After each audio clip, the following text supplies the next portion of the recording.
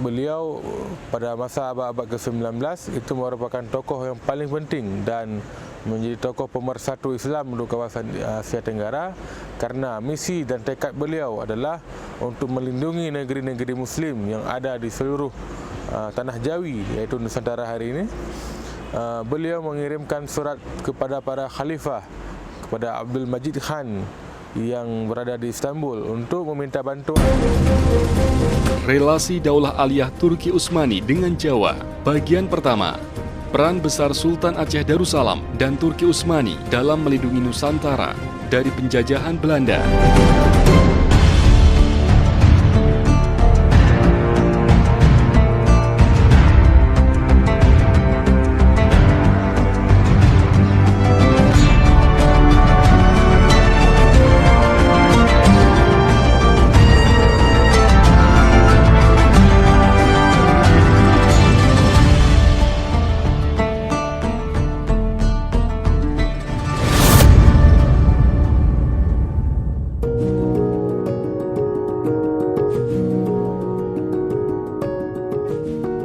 Assalamualaikum warahmatullahi wabarakatuh.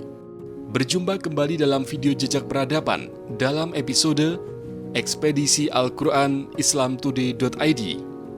Ekspedisi mengulik sejarah dari sumber data-data primer. Banyak data sejarah yang kerap dikaburkan oleh sejarawan barat.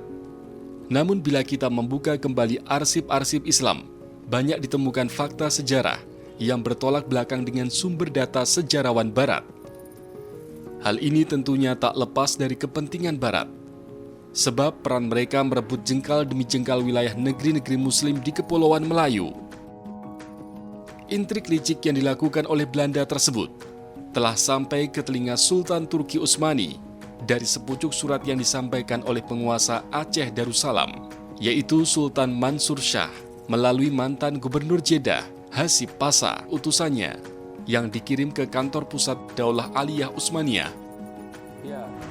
Berbicara pengaruh, kita kemudian dapat melihat dari sebuah peta yang dibuat oleh Syekhul Alam Syah Muhammad Ghaus, yang merupakan seorang diplomator Sultan Mansur Shah yang dikirimkan ke tanah Hijaz, ke Mekah dan sampai ke Turki Utsmani.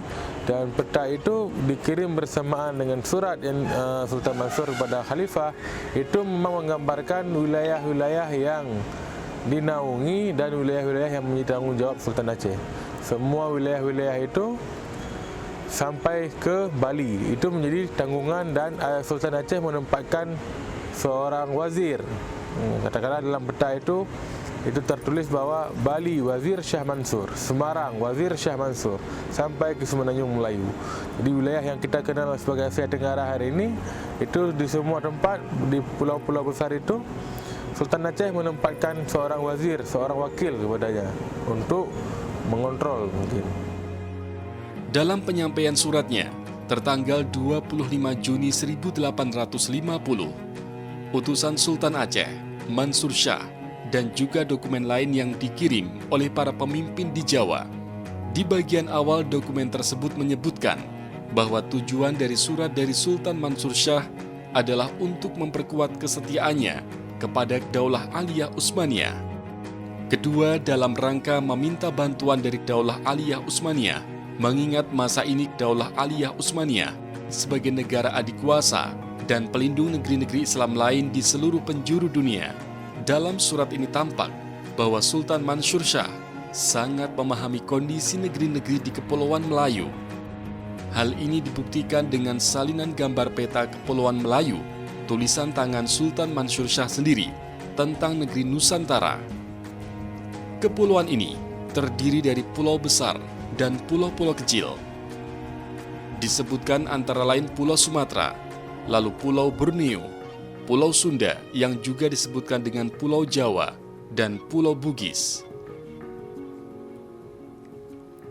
Setiap pulau terdiri dari berbagai negeri-negeri yang dikepalai oleh sultan-sultan dan memiliki pemerintahan yang berdaulat. Negeri-negeri tersebut memiliki banyak bandar-bandar di pesisir laut dan kota-kota pelabuhan yang dikepalai oleh para wazir. cuplikan surat Sultan Mansur Shah untuk Sultan Turki Utsmani. Pulau itu, yaitu Sumatera, adalah pulau yang besar dan terhampar memanjang. Ia meliputi sejumlah negeri. Setiap negeri memiliki seorang wali atau gubernur dari pihak Daulah Aliyah Utsmaniyah. Namun setiap wali itu digelar dengan sultan dan raja sesuai cara mereka masing-masing, lantaran setiap mereka bebas merdeka untuk mengurus dan bertindak terhadap penduduk negeri mereka, serta tidak dapat dihalang seorang pun.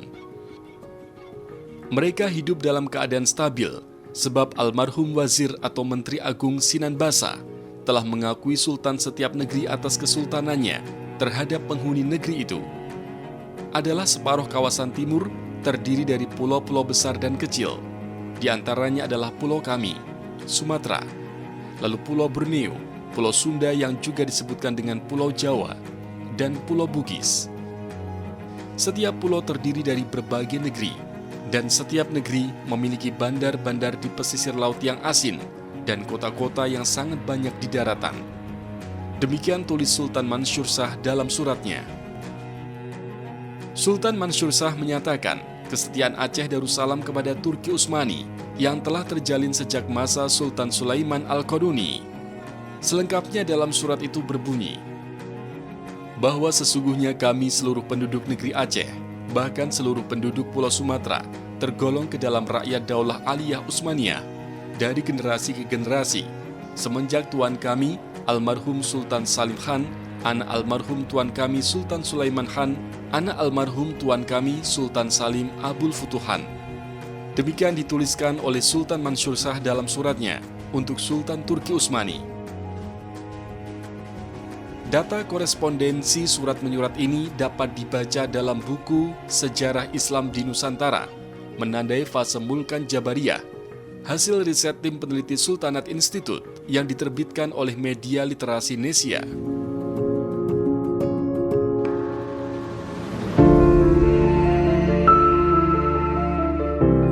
Sesuai penuturan dalam suratnya, Sultan Mansur Shah juga menceritakan, Belanda merupakan kaum kafir yang sangat berbahaya.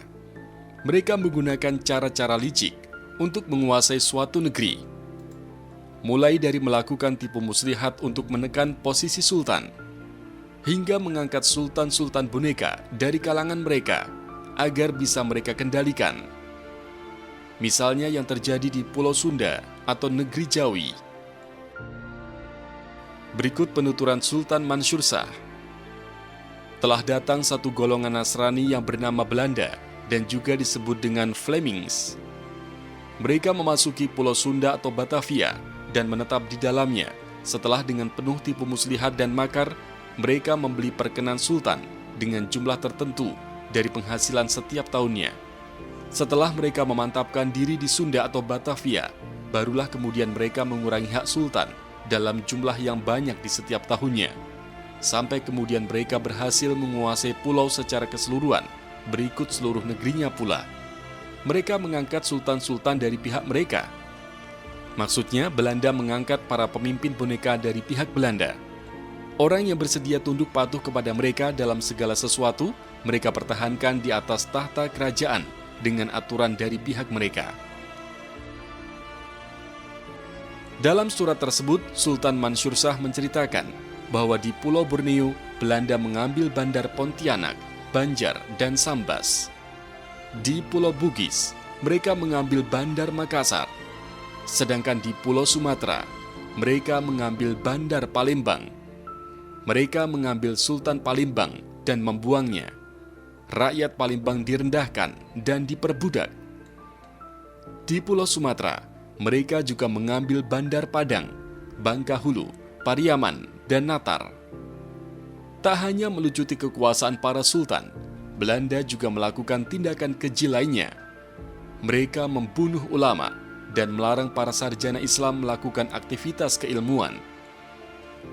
Anak-anak rakyat disuruh untuk mempelajari buku-buku mereka, dan mereka menggalakkan orang-orang untuk saling mempermalukan.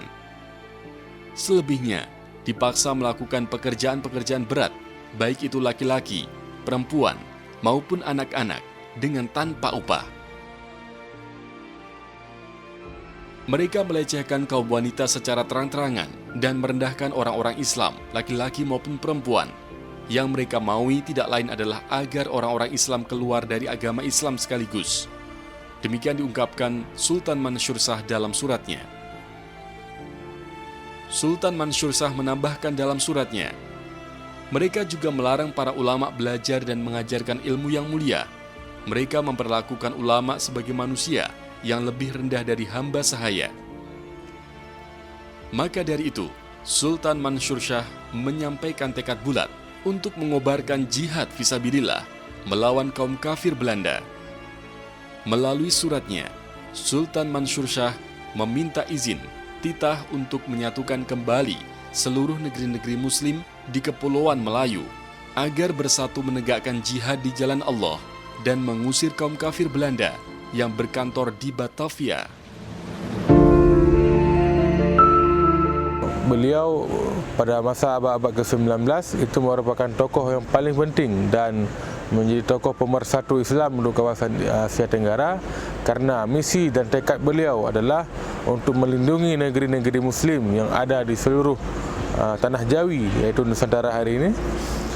Beliau mengirimkan surat kepada para khalifah, kepada Abdul Majid Khan yang berada di Istanbul untuk meminta bantuan agar meminta bantuan dan izin untuk menyerang Belanda di Batavia. Ketika beliau menyebutkan dalam salah satu surat beliau bahawa para sultan-sultan lain di tanah Jawi ini menunggu perintah daripada Sultan Mansur. Ketika beliau memerintah berperang, maka semua akan berperang. Tapi Sultan Mansur, Sultan Aceh kemudian meminta izin dan bantuan kepada Khalifah Utsmani untuk membantu dan memberikan izin agar beliau menyerang Belanda di Batavia. Dan ini terjadi beberapa kali pengiriman surat. Dan ini menandakan bahawa misi beliau adalah melindungi negeri-negeri Muslim di tanah Jawi.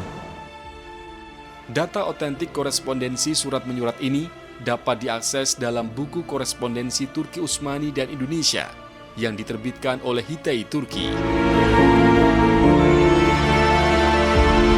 Simak lanjutan dokumenter video kami selanjutnya dalam video ekspedisi Al-Quran Islam Today yang berjudul Benarkah Sultan Turki Utsmani menolak permintaan Sultan Aceh Darussalam?